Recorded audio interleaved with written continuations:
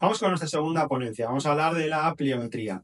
Y lo más importante para mí ahora es que entiendas el gran error que se comete con la pliometría. Y es no entender que la pliometría es un contenido del entrenamiento de fuerza. Es decir, la pliometría no es una cosa aparte del entrenamiento de fuerza. No es entrenamos de fuerza y luego la pliometría. La pliometría es hablar de fuerza elástico-explosiva, es hablar de fuerza reactiva, es hablar de tendón, es hablar de contractibilidad en alta velocidad, es hablar de partes y cosas que ocurren en el entrenamiento de fuerza. Por lo tanto, cuando tú trabajas y programas una sesión de entrenamiento de fuerza, que no contemples la pliometría como algo dentro, sino aparte, es un problema. Es un problema porque te va a romper con la organización de la pliometría. ¿Por qué te digo esto? Mira, ven conmigo. Vamos a hablar de lo que se llaman las dimensiones de la pliometría. Porque no es lo mismo decir, voy a potenciar un salto. Fíjate, aquí pasa lo mismo con la pliometría que con el entrenamiento de fuerza. A veces es un medio y a veces es el objetivo. Por ejemplo, si tú entrenas deportes en los que tienen el salto como acción gestual, claro, todo el mundo tiene esa visión de, pues si voy a entrenar saltos, pues voy y entreno saltos. Eso es la pliometría, ¿no? Si eres un corredor, lo tienes muy claro porque al final el tendón de Aquiles forma parte de la reactividad. Pero, ¿por qué, por ejemplo, no podríamos entrenar la pliometría con una embarazada? ¿O por qué no podríamos entrenar la pliometría con una lesión en la cadera que no fuera del tendón? Entonces ahí es donde viene, ¿por qué entrenamos la pliometría? Es por lo que se llaman las dimensiones de la pliometría. Y las dimensiones de la pliometría es exactamente igual que tiene las dimensiones del entrenamiento de fuerza o cómo nos ayuda, pero con una pequeña diferencia. Y es que en este caso, la carga principal que tú en la pliometría vas a dominar es tu propio cuerpo. El verdadero y gran efecto que tiene la pliometría es que trabaja directamente sobre la organización corporal en la generación del movimiento. Vamos a ver las dimensiones. La primera es la dimensión estructural. ¿Qué significa esto? Fíjate, si bien la pliometría no es un elemento que se utilice para ganar masa muscular, sí que es cierto que determinados elementos de trabajo sobre esa pliometría, porque para nosotros, por eso ponemos plio y no pliometría, los pliométricos, los ejercicios pliométricos son ejercicios que se llaman de corto ciclo estiramiento-acortamiento o de ciclo estiramiento-acortamiento rápido. Pero el grupo plio para qualis abarca muchísimo más. Y es en esto que hay determinados trabajos, como pueden ser los saltos sin contramovimiento, donde nosotros aguantamos aquí para evitar el reflejo miotático y explotamos, que como carga sostenida tiene una mínima ganancia de hipertrofia, tiene un mínimo efecto. Los estudios no son concluyentes, pero sí que es cierto que cuando tenemos una atrofia muscular muy elevada post recuperación de lesión, pues tienes un poco de ganancia. Sin embargo, a la hora de trabajar el tendón y el tipo de tendón reactivo, porque ya sabes que hay dos tipos de tendones, el tendón reactivo y el tendón posicional, sí que en algunos casos se ha producido una reorganización del material interior del tendón, ¿vale? Claro que sí, por supuesto, todo el mundo entiende que la pliometría y los excéntricos forman parte de la recuperación del tendón de Aquiles. Pero ¿qué ocurre, por ejemplo, con el tendón del manguito de rotadores? Toda esta zona de aquí, esos tipos de tendones, que también tienen que trabajar en carga y descarga rápida, ejercicios pliométricos. Bueno, pues la pliometría tiene esa primera dimensión estructural. Vamos a ir a las dos dimensiones que más cuesta verlo y por lo tanto programamos mal la pliometría, que es la dimensión neuromuscular o coordinativa.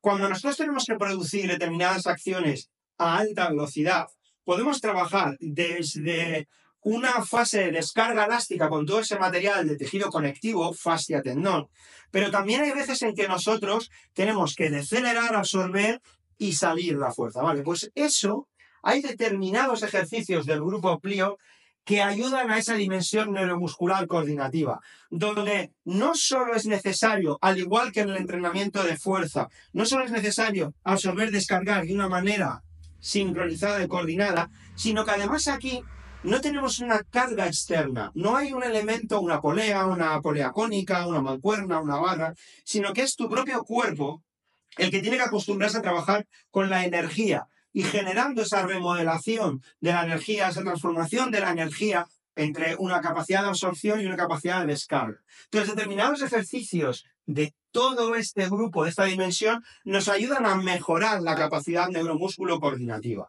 Y por último, el concepto más divertido para Qualys, que es la pliofuncional.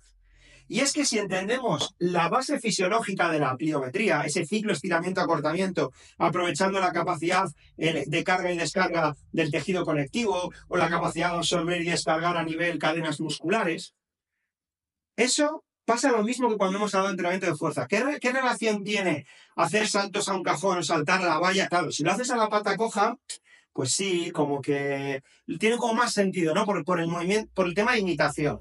Pero si hablamos de la especificidad fisiológica o la especificidad cinética, cuando trabajamos la pliometría desde la base funcional, lo hacemos sin que haya o a través de ejercicios que no son tradicionalmente de pliometría. Me explico.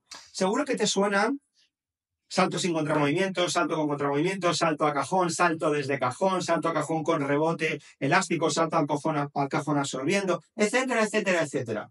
Pero ¿tú alguna vez has pensado, por ejemplo, en los famosos skips y los diferentes tipos de skip? A-skip, B-skip, pop skip, bound. Todos esos ejercicios que ya los conocéis desde Qualys. Realmente lo que están haciendo son dimensión neurocoordinativa, pero a su vez están trabajando para optimizar la capacidad que el cuerpo va a tener de generar ese movimiento en el contexto.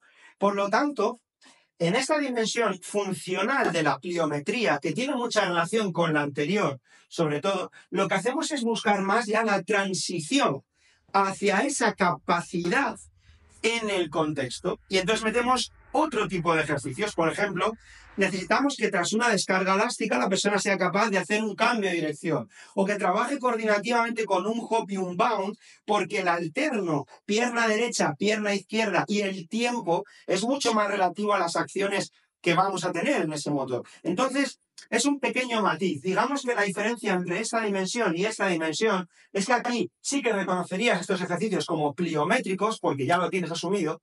Sin embargo, aquí tú los podrías clasificar como hops, como bounds, como saltos a la pata coja, pero nunca lo verías como un ejercicio pliométrico. Por eso nosotros, dentro de nuestra estructuralidad de la pliometría, pues hablamos de ejercicios que tengan y fases de trabajo de esta pliometría muchísimo más relacionado con las dimensiones, ¿vale?, que con lo que queremos conseguir, porque luego esto se interrelaciona. No podemos separarlo. Igual que cuando hemos hablado en el entrenamiento, en la ponencia de fuerza, de la multidimensión del entrenamiento, realmente cuando nosotros tenemos esa organización funcionalizada del entrenamiento, vemos que la selección de una fase o el momento en el que un jugador o un deportista o un lesionado o una persona de la calle que no tiene un objetivo, ¿por qué no va a poder trabajar la pliometría?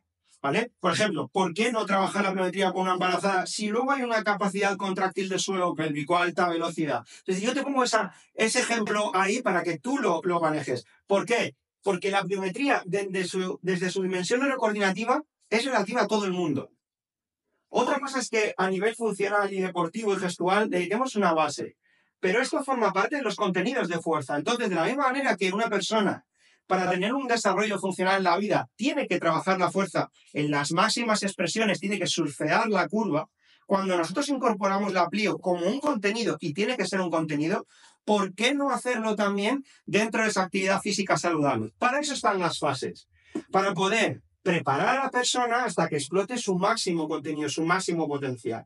Por lo tanto, termino igual que he empezado.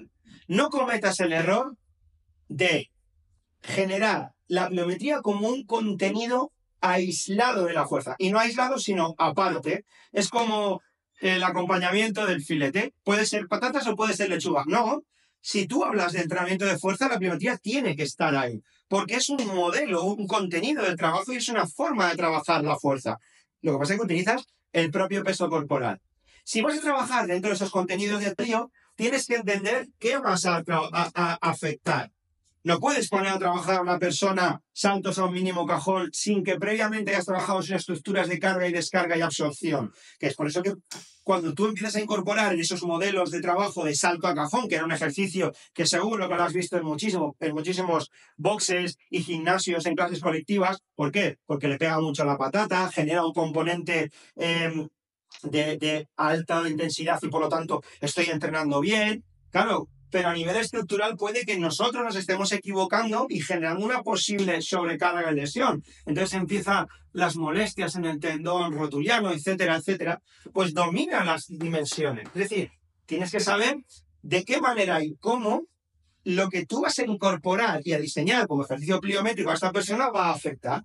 Por lo tanto, es lo que nosotros agrupamos en fases. Habrá fases que tengan una mayor relación con la dimensión estructural, porque o bien prepararán al tejido o bien favorecerán esa pequeña hipertrofia, ¿vale? Esa pequeña hipertrofia, muy pequeñita. Evidentemente, nunca jamás utilizaríamos la pliometría como un ejercicio para objetivar completamente la ganancia de masa muscular, pero tiene un poco de ganancia muscular. Luego tendrás otras fases donde lo que quieres mejorar es la capacidad coordinativa en esa alta velocidad, independientemente de la carga que yo pueda tener o no y la carga que yo pueda asumir. O puedo trabajar, a tenerlo claro, esa pliometría en relación a los movimientos que utilizan la pliometría, lo que nunca jamás reconocerías como pliometría, como ejercicios pliométricos. Te costaría clasificarlo como ejercicios pliométricos. Por eso, de nuevo, la pliometría como contenido de fuerza forma parte del entrenamiento de fuerza basado en el movimiento. Es decir, enlaza las piezas, no las separes, no las trabajes. Contempla la pliometría como un contenido de fuerza y haz que todo el mundo que deba desarrollar la fuerza pase por el grupo de pliometría.